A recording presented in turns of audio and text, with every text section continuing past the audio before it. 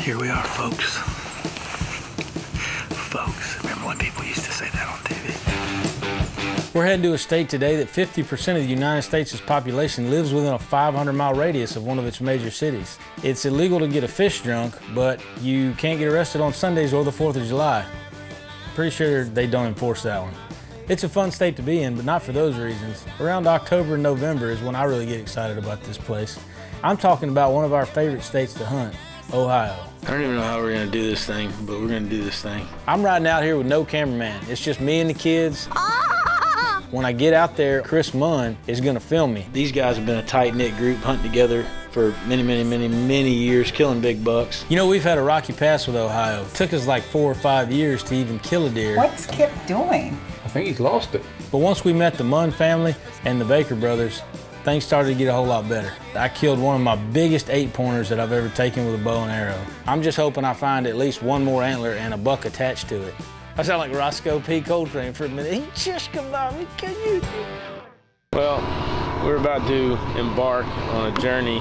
Going to Ohio. Yeah, that's an RV, Clark. Say hi. So I'm loading up the old Griswold mobile. We got the RV loaded down with children and my wife and all our hunting gear and weapons of deer destruction. And we're heading to southern Ohio to see our good friends, the Munns and the Bakers. But once I got there and got my kids settled in, it was time to catch up with the boys on exactly what kind of season they had. Yeah, we just rolled into Ohio, man. We're gonna swap some deer stories. My boys went on a killing spree this year.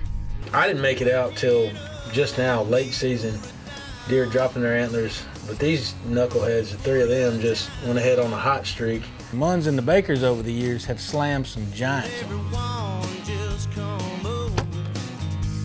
He's one of the bigger deer we've seen on the farm, and was hoping to get a shot at him. I actually had him like 2 other times within 50 yards and just couldn't make it happen. And I know Kip and Josh was out here and they did the same thing, had him, couldn't get him, so.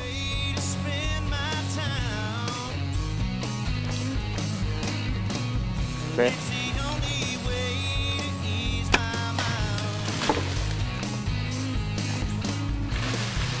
Yes. Can't wait to get my hands on him. Can we get down and see what it looks like?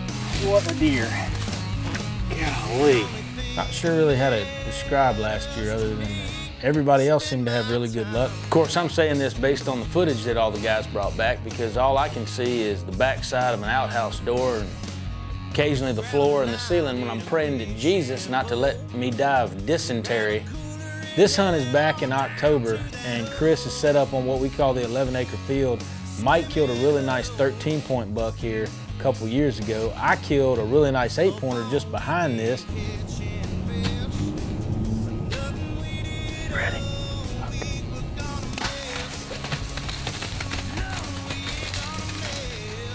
We are tagged out in Ohio, and it's a good feeling. And an even bigger 8-pointer just in front of it. This farm's not huge, like I said, but this 11-acre field, there's something about it. I got a really good opportunity at a deer in this field too, but I sort of choked a little bit. Used my 40-yard pin when I should have used my 30. Don't move. Oh, I see a shooter. Hell yeah.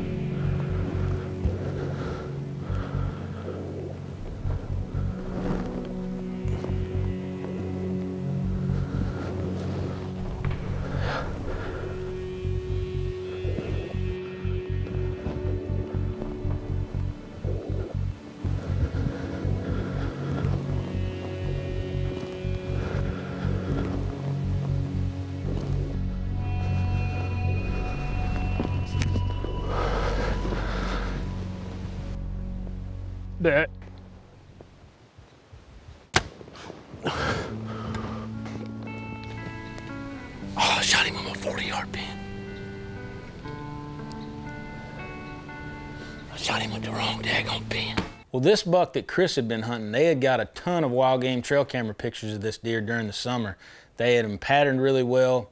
They lost track of him though in early bow season, but he shows back up during the rut. So they had a pretty good feeling that if old Chris got down there in the bottom somewhere, they were gonna get a look at this big deer. Chris is up a tree by himself. He snuck down in the low grounds one evening and is self-filming, which is not easy to do, especially with a bow and arrow.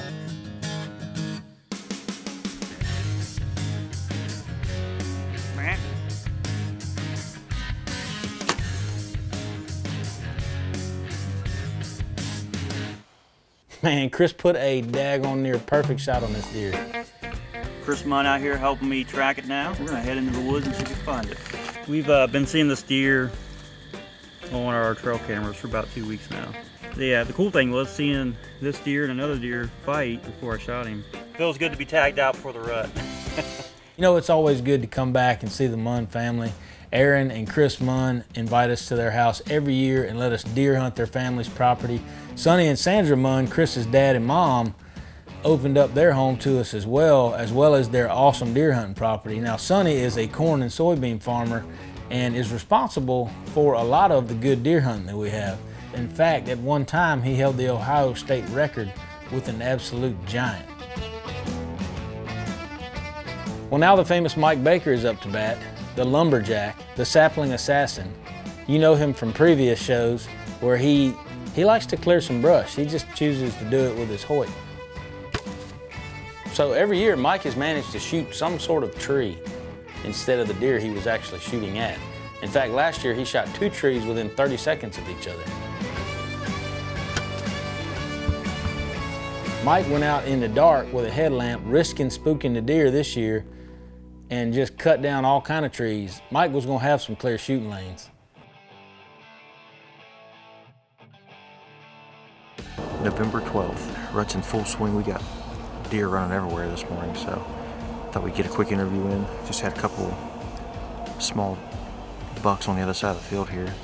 Had a doe come running by us, thought for sure another buck would be after, but stick with us. Hopefully we can get it done today. It's nice and cold, I know that, so the deer ought to be up and moving. You know, Mike and Chris had used a decoy the day before and got a good encounter with an 8-point, and they decided since it worked so well, they were gonna give it another shot. This was an untouched piece of the property. This was off in the far corner. Nobody really hunted it so far, and they stuck the decoy out, and when they did,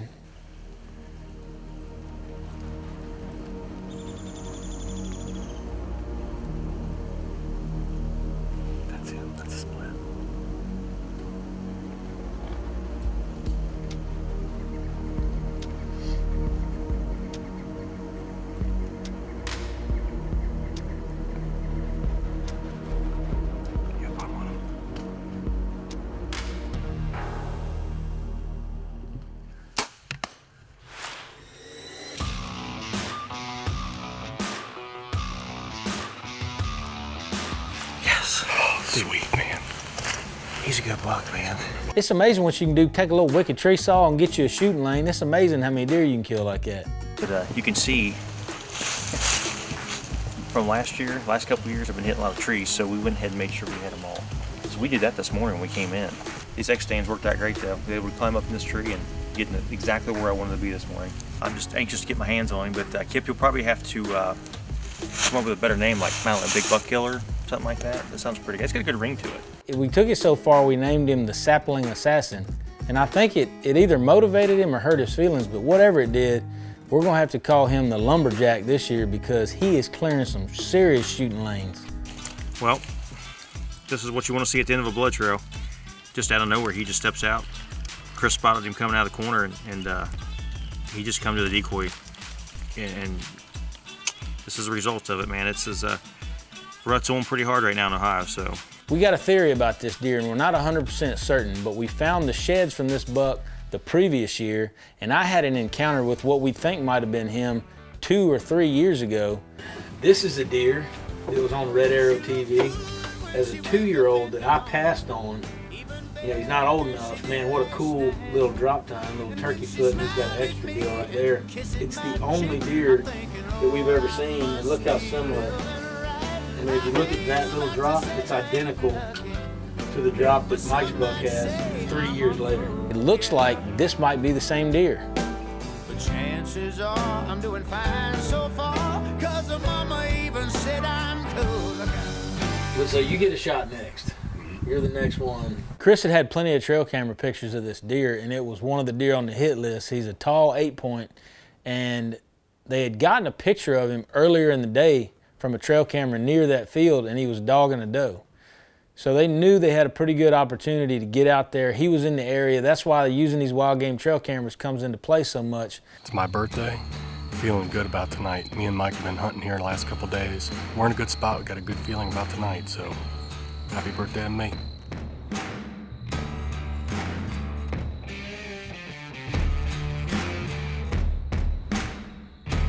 Not long after the doe came out, here comes that tall 8.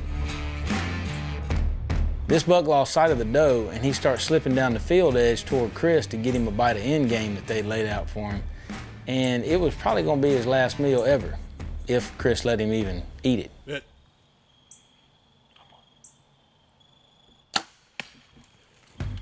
Man, Chris put the old shish kebab on this deer.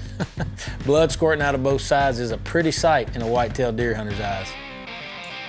Yeah, it's graphic, it's violent, it's deer hunting. You're not trying to teach the deer algebra, you're trying to kill it and put it in your freezer. So save your emails, PETA freaks. We've been working hard this year, working real hard. And rut is definitely on, and we are pumped. We're starting off the weekend with a good kill. Man, that's a good buck, boy. Chris had this thing on trail camera. It's a mature deer. They've been watching this deer for a couple years, and Chris was proud to have this deer, and I'm proud of him for shooting him. Now, it's not just late season, it's super late season. And Old Man Winter has turned southern Ohio into a virtual frozen wasteland where the antlers are dropping about as fast as the mercury is. We just have to hope that there's one special deer out there with my name on it that can hold on to his antlers long enough for me to get to southern Ohio and blow an arrow through him. What you got cooking? Can I see it? Oh, I was expecting like a charred black. You know, we're back at Chris's house talking strategy on exactly where we're gonna go. And he said, look, man, the 11-acre field where I killed my 8-point, we got trail cameras of deer coming in there. I've got end game that I've had out there for the last few weeks, and the deer are hitting it really hard. That's the spot to be, man, the 11-acre field. Me and Chris, we just got out. This will be my first day in Ohio. It's the last week of the season. We just brought the new General out, which I've never even seen before. That's Chris's bike. That thing is bad. We just rode it from his house over here. We're gonna get in this tree stand actually in a spot where I've killed a really nice buck, so I'm excited. Now you gotta understand, this is February. This is the last part of Ohio's deer season, and I'm just keeping my fingers crossed that we can get out in the stand quick enough that I can find a deer that has both sides. I'm back out here. It is like the second day in February, and I'm still deer hunting. And like I said before, I've said it before, I'll say it again. If we see a giant, mature 5-year-old buck with no antlers, we'll just kill him and then go shed hunting, make him whatever we want to be. So on that first evening, we have a half-rack buck come in, of course, a small buck, and that deer comes out, and I'm like, oh no, even the small ones are losing their antlers early and all, you know, so I'm really doubting that we're gonna get a mature buck with both sides. I've still got plenty of light to shoot, but we're running out of camera light fast. It's getting dark, son.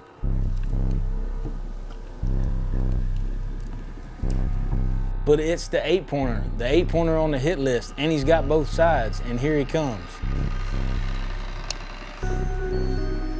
I'm at full draw. I'm guessing the distance, but then he turns to leave, and I guessed it right on the money at 35 yards.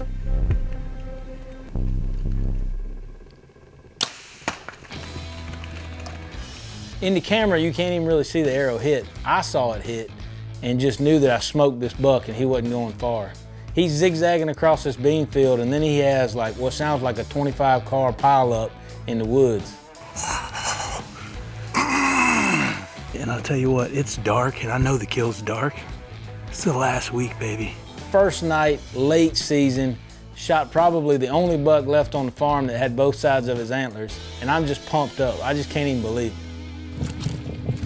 I could never have doubted it. It'd be a flicker. Find a flicker and get a near 2-inch cut, but you can also shoot through a Brinks truck. Another red arrow for the quiver. I'm blood trailing this buck, and it looks like a murder scene. This afflictor broadhead just blew through this deer, and there's blood everywhere, and all of a sudden I look at a tree that looks like a 4-wheeler ran over it. I don't know if we'll find all of him, but I found half of him just now. Hey, it's like old Johnny Cash, one piece at a time, baby. I'm just hoping I find at least one more antler and a buck attached to it. Woo! And he wouldn't have dropped his antler. Look how cool that is. That is so cool how he hit that tree and knocked his antler off. Is this fun or what, man? Man, what a cool buck up here in Ohio. I don't even know what to say. What are you supposed to say on the first day when you kill a buck with your bow and arrow out of the first tree that you get in, Chris? Is there a script for that? I don't think it ever happens, does it? I don't think it does. Call Guinness. We're out. One of the coolest things was taking this deer back and sharing it with my family. There's been a bar fight in here.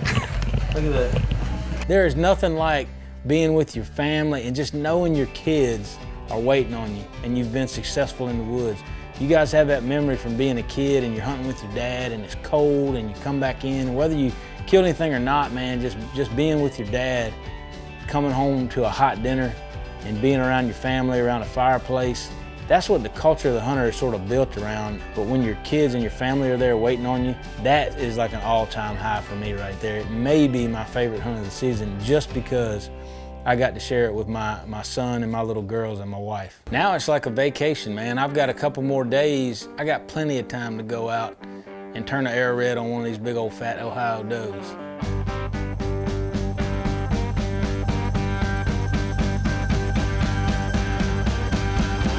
The next day we went out, we took the General on doe patrol. We headed to a new piece of the property. It's a spot where they've been feeding the end game really heavy, and they've got a lot of young bucks and a lot of does coming into this spot.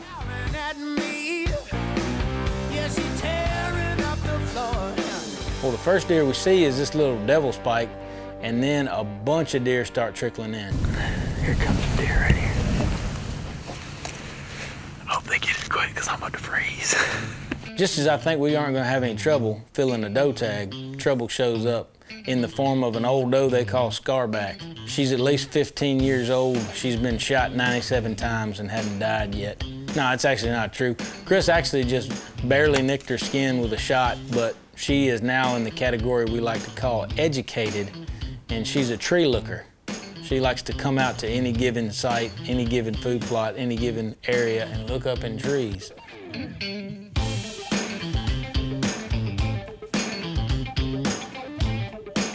Well, Scarback wasn't giving me a shot, so I was gonna have to take the next target of opportunity. All I was trying to do was just get the full draw and let that arrow loose on this doe I was looking at.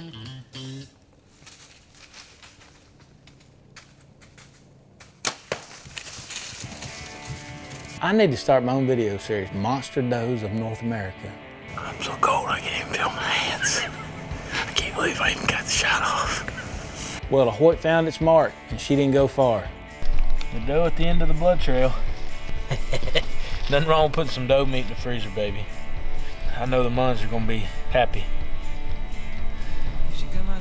So what's that make you, Chris? 4 bucks and a doe for the season. Yes, sir. Y'all got about 2 more days to kill some does. That's about it. We've had a great time with everybody this week. As always, we've got a lot of people to thank. Thank you to the Baker brothers for all the hard work you guys have put in. I know you enjoy hunting out there, but y'all have been over backwards to accommodate us and help us. And the Munn family, I mean, everybody in the Munn family, from Aaron to Sonny to Sandra, we appreciate you guys a lot. We think of y'all like family, and we can't wait to get back next year, not only to do some deer hunting, but to see you guys again and have such a great time like we always do.